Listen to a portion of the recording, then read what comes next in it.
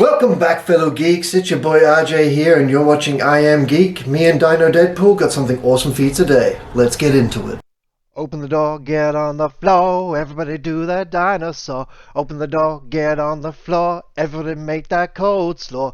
So take your cabbage, cut it in half, lay it on the flat side down, cut it in half again, and then we're going to take out the middle. This is the core. We got to cut it out from here to here. With your sharp knife, cut it on an angle and down. Just make sure your fingers are out of the way. The easiest way to cut this down is take a nice layer off the top, and then you want to use your hands and sort of softly press down and make it nice and flat. Cut the cabbage down into longer strips. Try and keep them as thin as possible, as it's going to help you in the next step.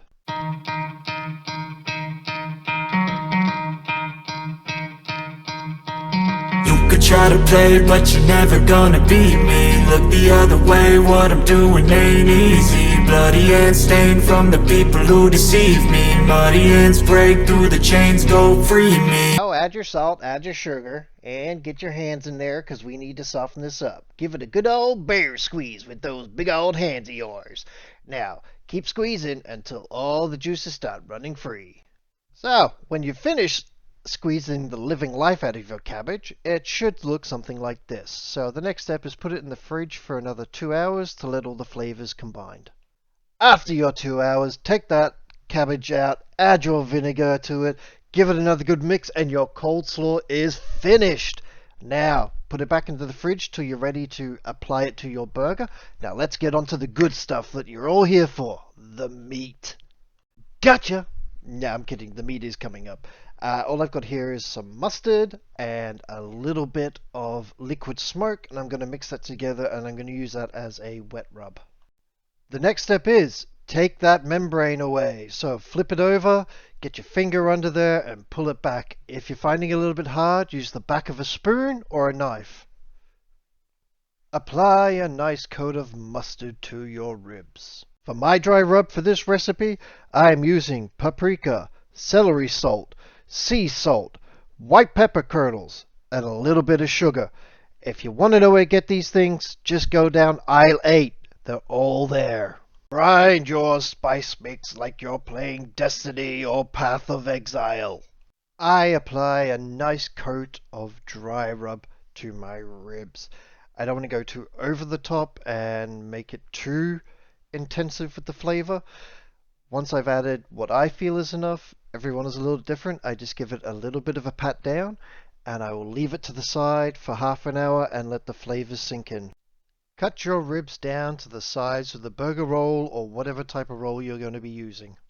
Place your ribs into a tin or whatever you're going to be using to put into the oven. Just make sure it's high enough that when you put the tin foil over it, it's not going to be touching the actual ribs itself.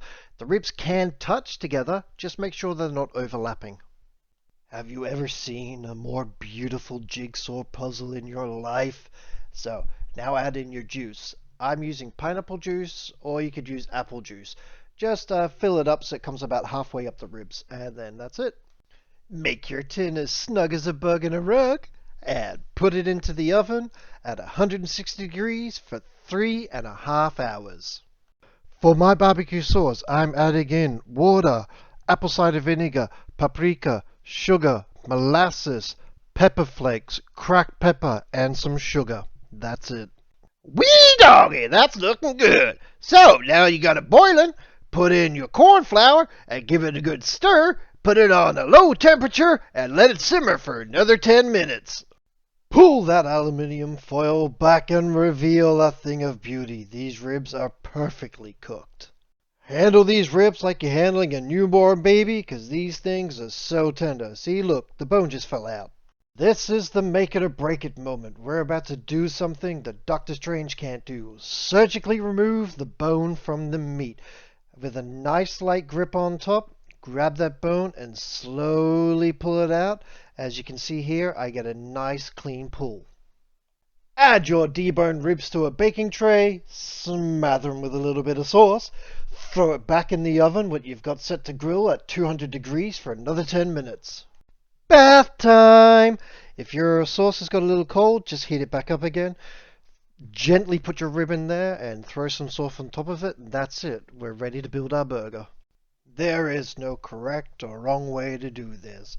Add your meat, add whatever toppings you want. I went with pickles, and then add your coleslaw. Bam! Bun on top, burger finished. Enjoy. Alright, let's do a taste test, because, you know, I'm ready, and I know he's definitely ready. Let's try it out.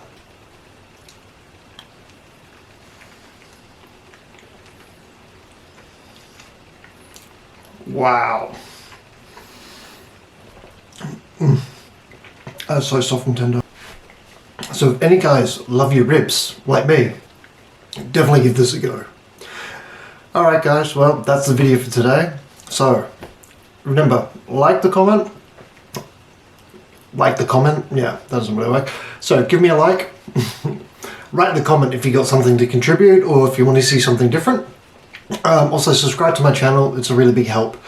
And as always guys, I hope you have a fantastic day, I hope you have a great night wherever you are in the world, and remember, always be kind to one another. Bye!